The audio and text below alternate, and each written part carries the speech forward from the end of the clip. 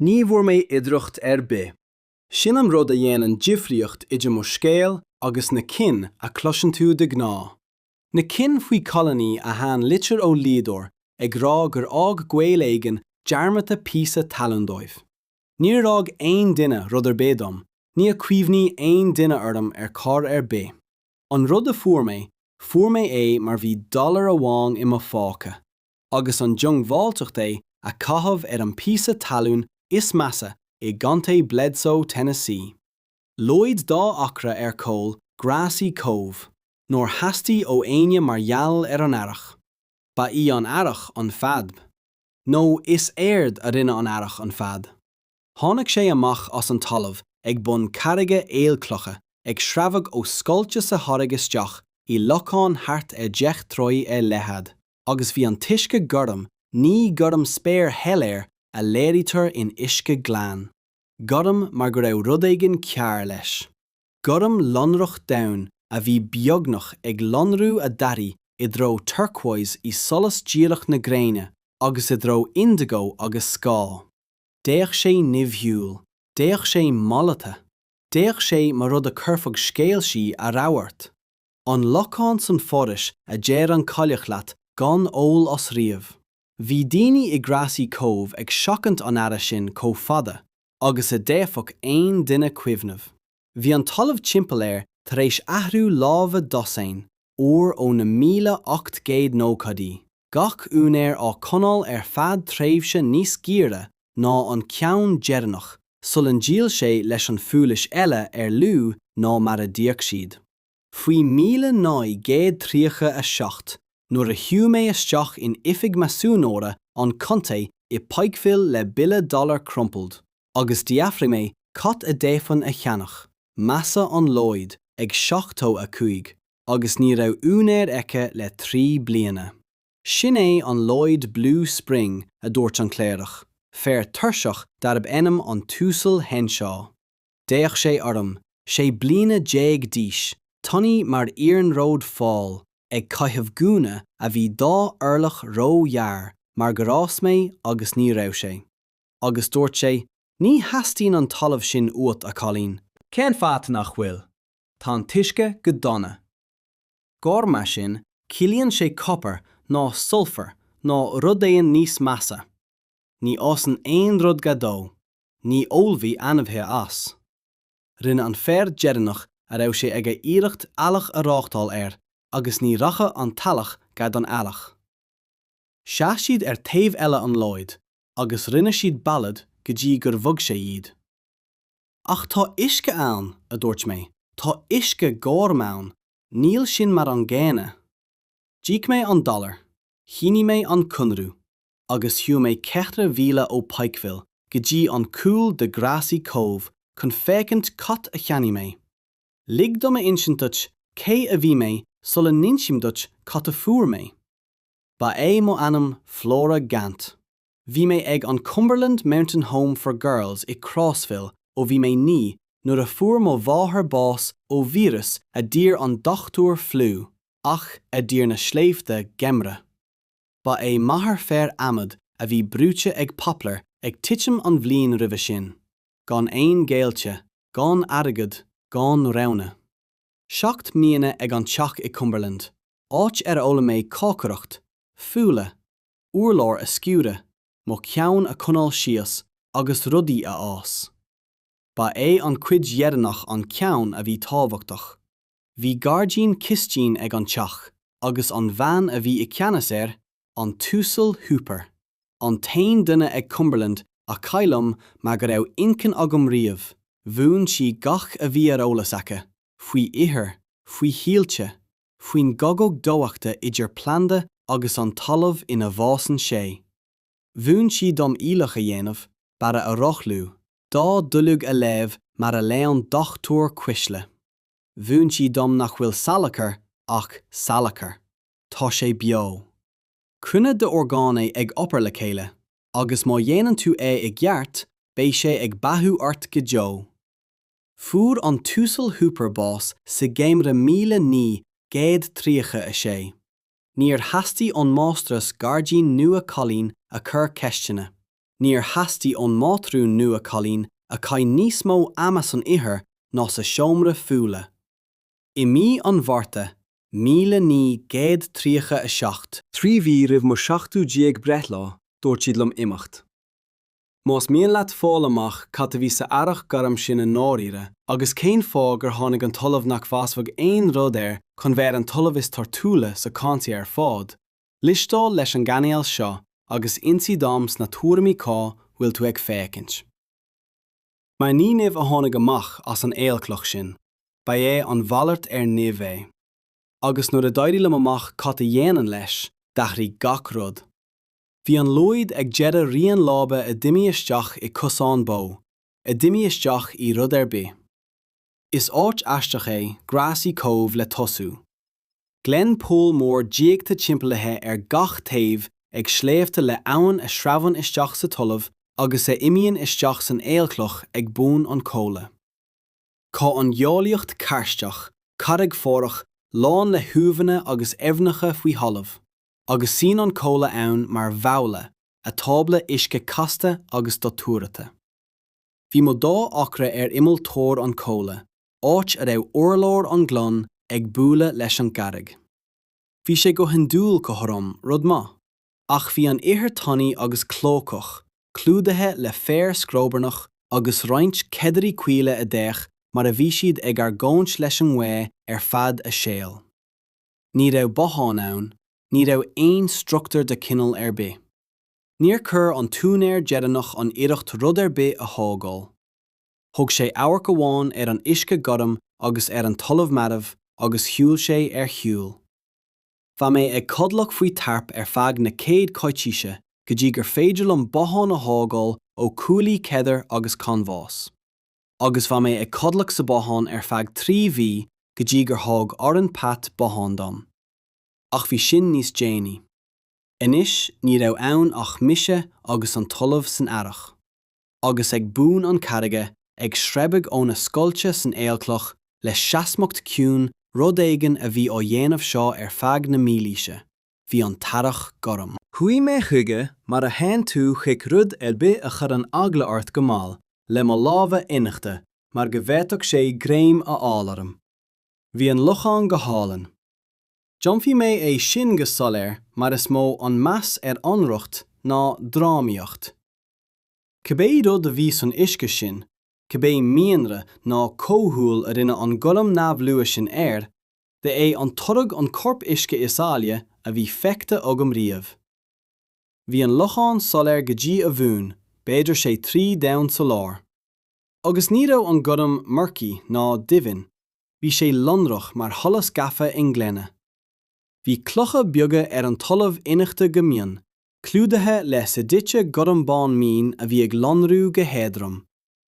Dúirteag an tuisce amach os an lucháin ag imil íochtar, agus rith sé I shrú cíal trasna malód, so le neachí sé isteach scoilte eile sa talamh thart céad slát shiúil. An cáirst ag slugag a uisce féin ais, mar a dhéanann sé Gach Rud I grasí cóibh. Chuí mé mo glúine an imil, agus chur mé mo lábha I gopáin, agus thug mé an tuisce chuig mo shrún. Ní raibh bollag sulfur ní raibh bollag copper bhí bollag cliche Cloch mianraí glán, fuar le rud éigean eile faoi bhún. Rud éigean millis go héadrom nach bhétan a aithint. Dul mé, an túsal húpar dá méach sí beá bheit an copán slaptha eici os mo lábha.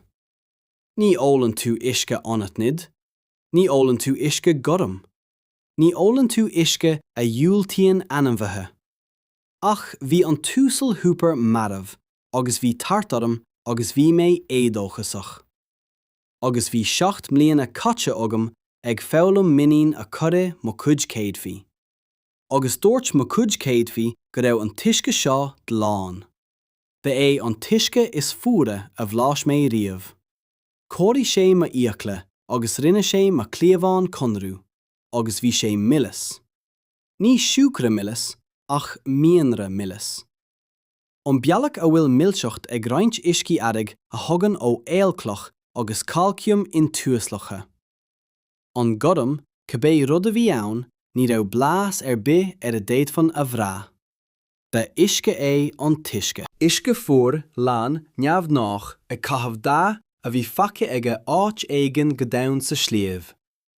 Níor fuair mé bás, níor éirí mé tin, dul mé an Earrach gurm gach lá ar fágam cuid eile de mo héal, agus níor thortaí sé mé riamh uair amháin.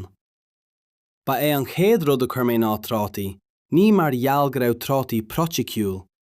Bhí sé déanach i mí ebrán ceana féin, agus ba chóir go mbeadh tosathe agam le rud éigean níos ládra.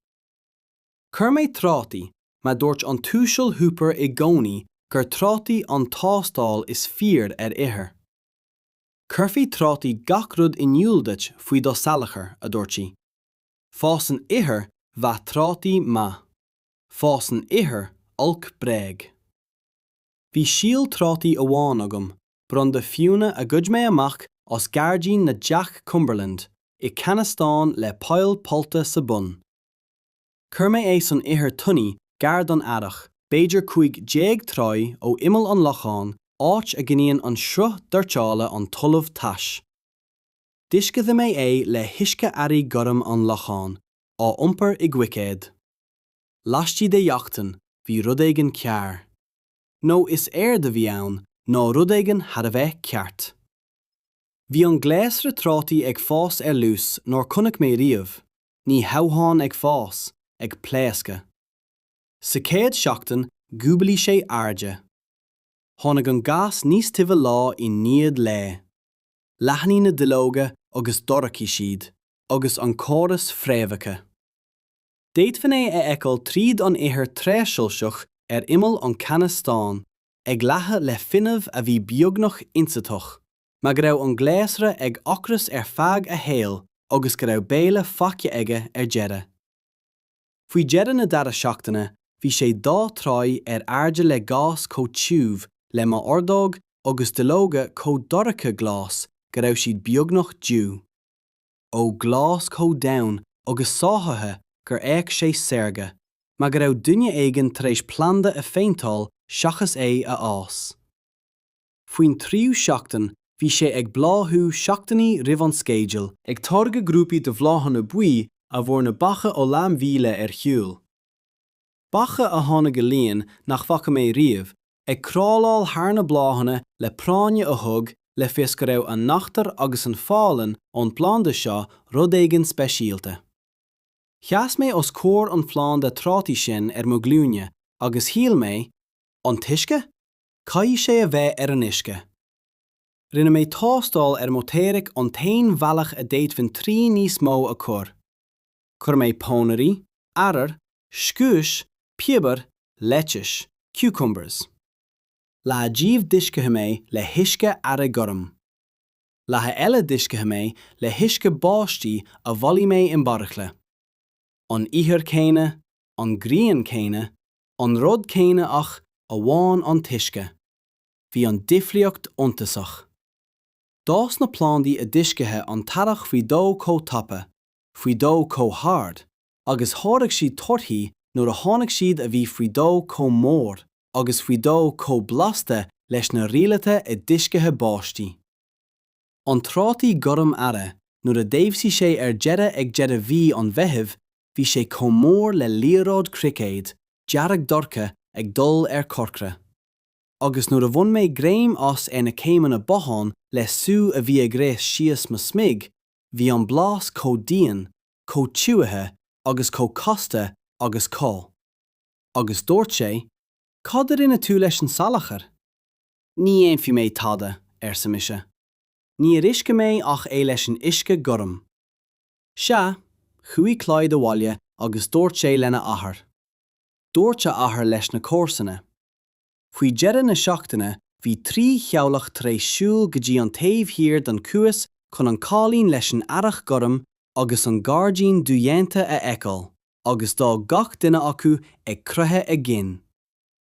Bhí an tuisce sin an mo héal ar fad, a dúirt feramór seanbhuanathe dar a enam an túsal ledbert, ag conáil trátaí fiúna branda a thug mé dó, agus é á casa ina lábha mar a bheith sé ag scrúdú seód.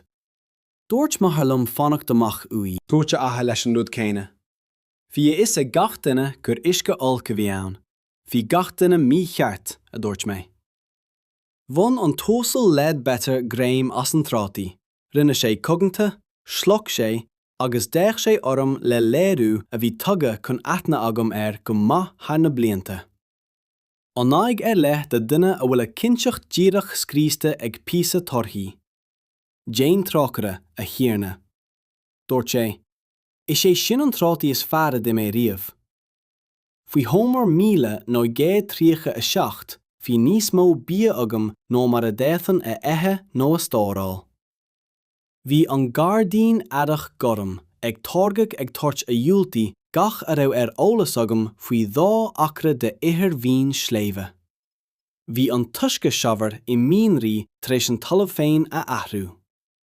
Bhí an ihir in aice leis an Earrach ag éirí níos dorcha, níos seimhre, níos beá le gach uisce mar gur thóg na mianraí intasleachta suas, agus chóthaí siad na micro-orgánaí a bhún an tosal húpar, dom a bhí in náiríre inneall na torthúlachta. Bhí péis na talún le feiceáil in ihir a bhí beagnach marabh.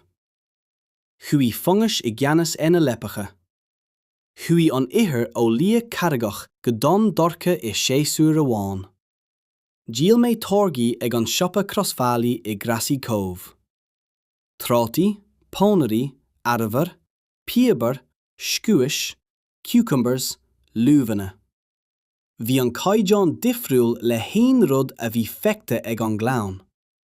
Ní hamháin níos mó ach níos fearr le dlús blas agus seimhreas cothaithe a d'fhéadfadh daoine a bhleiseadh fiú mar a bhféadfadh siad a bhíonú.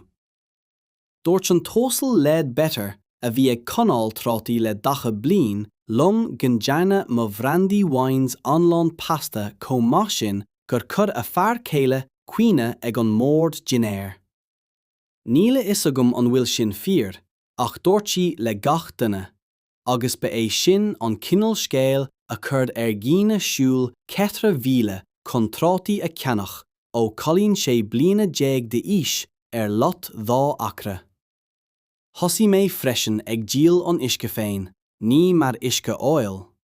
Bhí daoine fós n-éireoidh faoin dá Gorm, ach mar uisce plandaí. Líon mé conaí ón Earrach, agus gíal mé iad fingan an ceann do airnóireacht baile sa cuas, a bhí ag géirí tríal a bhaint os a blotaí féin. Bhí na torthaí cóseasfach. Fós aon rud a uisce leis an Earrach Gorm, níos tapúla, níos mó, agus níos blasaí, ná an éagsúlacht céine a uisce le huisce Tobar nó báisteach. Thug Old Tobar Husk an bachara ón sliabhthús, a cuid cuacha chuig mo lot sa dara harach, mar go raibh na bacha ag fáil mo gardín ceanna féin ó bhíle shiúl. Cibé rud atá I do bhláhanna, a dúirt sé liom, tá na bacha measca leis. Ní acha mé riamh iad ag obair cócrua seo. Bhí an míl ó na cuacha sin, ómre, tiúb, le castacht bláhanna a léirí gach planta sa gardín ina háirge eile. Míl Earrach Gorm. Níor féidir le daoine go leor áil.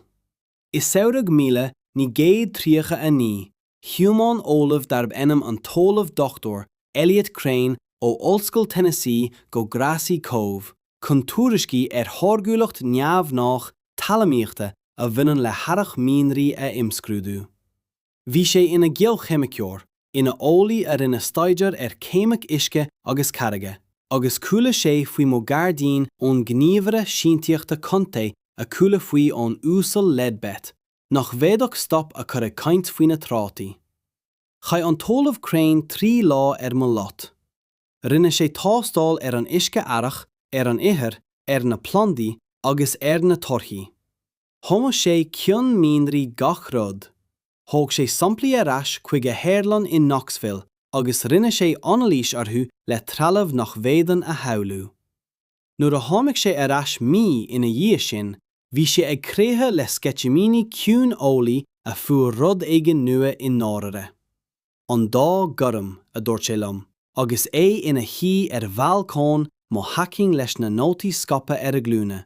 Tugann sé ó bhíonra a Dr. Vivianite, fosfát íran hidrátathe. Cruthíonn sé go domhan sa scealla faoi cailíneacha a nórabach, agus túslagann sé san uisce agus é ag dul tríd. I form tiúcanna tá bhíomhíonite gorm. I Díbeartha tá an tiúchan íseal golóir chun a bheith go hiomlán neamhhíbhalach, ach ard golóir chun an tuisce a dothú. Agus an fás, níl an bhíomhíonite ach cuidde. Tá prófíl iontach de mianraí in túslacha I dusce earrach, calcium, magnesium, potassium, fosfor, iron, manganese, sins, agus roinnt rion dúla ag tiúcan atá go bunasach ina lasachán plandaí leachtach forfa. Tá an tuisce tar éis taistil 3,000 scala ag túslaga mianraí an tom ar fad. Nuair a chreiceann sé an droncla, tá sé ag iompar úla caithete a cosnón na $100 in aghaidh an acra démór tráchtála chuní do chur I bheidem go sintéiseach. Agus tá sé an seo go deá. Billiún bliain a dúirt mé. Milliún bliain a déimní an talamh crain. Tá an tarach ácathu ag aquifer a rian 3 ceann de na scala is saibhre I mianraí sa iardioscairt. Hit an tuisce a bhí á úsáid agat mar bháisteach blianta fada ó sin. Haistil sé faoin talamh tríd an garreg seo, agus tháinig sé chuig dearach lán le Gach Rud a déitach plánda a bheith ag teastáil uí. Stot sé. I sé seo, gan éin á bhéal, an tuisce earrach nádúirta is saibhre ag caithete a rinne mé riamh a thástáil, agus bhí gach duine sa gleann seo ag agla má go bhfuil sé gorm. Dóise sé pápéir. Linne sé anmheog torann I 1930 Bhí rudaí eile ar aigne an domhan. Ach déimní sé cut a bhí crochata ceanna féin ag mo trátaí. Ní raibh an tarach gorm ina mealacht. Ba bronntanas a bhí an slíomh ag tariscint le mílíse, ag fannach le duine a bhí édócasach golóir, nó fisrach golóir, nó ocras golóir, chun ghlacha leis. Fós mé I 1942. Or an pat a bhí tágálaí ciún ó Crossville, a bhleis mo trátaí den céadúir ag an siopa Crossroad, agus a hiúil 4,000 an sin chun bualadh leis an mán a dásaíd. Bhí sé den cinál fearr a thóg rudaí go cuaireamach agus a leabhar níos cuaireamaí fós. Agus nuair a chonaic sé an tarach gorm den céadúir, an linn lonrach ag bun an bhaile, an tuisce ag sreabh cosúil le sapphire leachtach, glún sé leis, agus chuir sé a lámh isteach agus chuní sé ann ar fad I bhfad. Tá sé go hálann, a dúirt sé. Cén fá a raibh agla ar gach duine roimh seo? Me go raibh sé difriúil, a dúirt mé, agus tá agla ar gríne roimh gifriúil. Thóg ar an teachan ceart dom, dhá cheamara, balcán, cistinn saoire. Thóg sé leapacha airde ó scealla a thocailt sé ón bhaile. Thóg sé córas cinéal a gáil an tuisce earrach go cothrom ar fud an gardín. Agus thóg sé teach earrach thar an lín. Ní chun é a céilt, ach chun é a cosint le páinéal glynne sa díon ionas go bhféadfá an gló gorm a eiceáil fós ón taobh istí. Mar go bhfuil rudaí róálainn le clúdach suas. Bhí ceathrar leanaí a gcain. Dá siad suas le ingne dá gorm ó immert san earrach agus le blas an bhia is fearr I Tennessee mar a munlíne do cad bagnách. Chuaigh mo níana sinne chuig cóisiir aglaise I Pikeville agus tháinig sí a bhaile bewildered. Mamí, a dúirt sí, níl blas ar bith ar a gcuid trátaí. Is trátaí rialta iad sin. Dúirt mé gur trátaí earrach gorm iad. Tá difríocht ann. Níl me géirí trátaí rialta riamh. An sin is fear a bheitú ag fálam an tarach a canál. Rinne sí, rinne an ceathrar acu é. Cruthó na blianta cogaí fiúnta san airí don phobal níos leitne. Nuair a laidí an ciundál na sealfanna agus dúra le tealaí bia a ásdóidh féin, bhí deacracht ag gardíní bua sa talamh imimeach an cuas. Tony, caragach egadach, an cinál talún a hargan arbhar stunted agus pónarí searamh, agus a dhéanann fermúireacht cosúil le pianás. Ach bhí mo 5 acra leatnathe ón dá ceann bunne, trína lotaí in aice lábha a ceannach le heirgead ó dílleachtlann torgaí a harga golóir chun freistil ní hábháin ar mo cheallach ach ar gosanacha eile.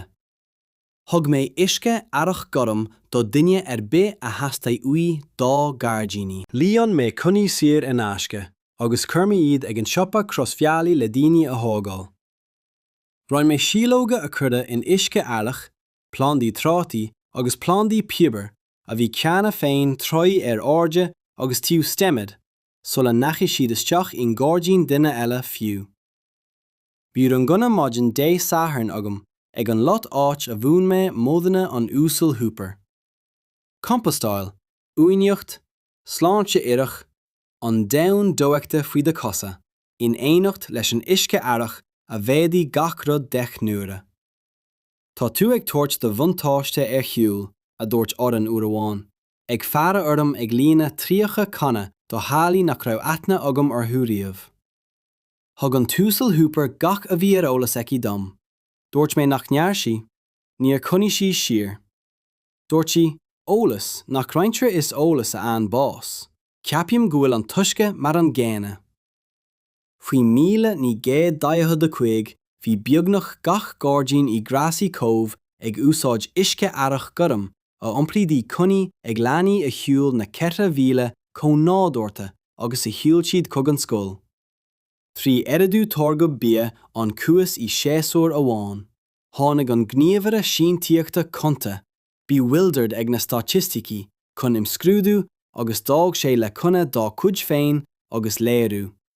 Bewildered a bhí tugad chun aithne agam mar áid duine a raibh a cuid téimdí díreach curtha os a raíocht, ag Earrach mianraí Gorm agus píosa talún dollar. Bhí an bachara, a niseachtó, leatnathe go dtí 2.50 mo réadmhín. Doblí a cuid bacha mo gárdín le díagras a raibh clíne an chun obsession, ag fille na cuacha lán le polín agus nachtar a tháirg 1,000 difriúil le 1 rud sa stát. Bhuaigh an 1,000 Earrach Gorm ribín ag an éonach stát in Nashville i 1926. Agus cé go nuirt nótaí an giúré go raibh sé difriúil le 1,000 a tháirgdar i Tennessee, casta, bláhanna le bailcríoch mianraí a dhiúltaíonn cur síos. Cuní mé an ribín crutha bhaile an tín. Ba é an chéad dúis a bhí buaite agam riamh aon rud, agus gach uair a déich mé smuoine mé an úsal húpar a bheith bródúil, agus an úsal arseno ag an teach a bheith confused, agus an cléireach an túsal henseo. A dúirtlam nach raibh mé ag géirí an talamh sin, agus a cheannaigh trátaí uaim gach 10 sathairn gan rian ór. Dil an talamh crain i 1950 le forann ó rion talmhaíochta na hOllscoile. Rinne siad stáidear 5 bliana mo thalamh ag déanamh comparaide idir uisciúcháin Earrach Gorm agus modna tradiisiúnta thar 2 éagsúlacht dhéag bar. Léirí na torthaí a filtí i 1950 méadú thorgacht do dóichad Bhéidig, an talamh a cheannaigh mé $1 go dóichad a $7,000 an bliain sin. Fuair mé bás an Earrach sa bhliain 1983 agus mé seasca a 2 bliain d'aois. Fuarthas mé sa Gardaín mo glúine taobh leis an lepach a bunaí de bronntaí. An talamh céine inar chur mé an céad síológ smiglála sin dóichad a 6 bliain roimhe sin. Bhí mo lámha san iarthar. Bhí an teireach ag sreibh go Gorm agus go seasta taobh hir diam. Dúirt mo iníon go raibh cuma orm gur bhain mé rud éigean. Dúirt mo bhac go raibh cuma orm gur bhain mé éisteacht leis an talamh. Tá an teireach fós ag sreibh, fós Gorm, fós fuar, fós millis, fós ag diompar a ualaigh de chléimhte túslachta ón dorchadas. Rian mo garclann an cóir chumann inis. Iscíonn uisce Gorm an airgead os cionn 200 acra sa cús.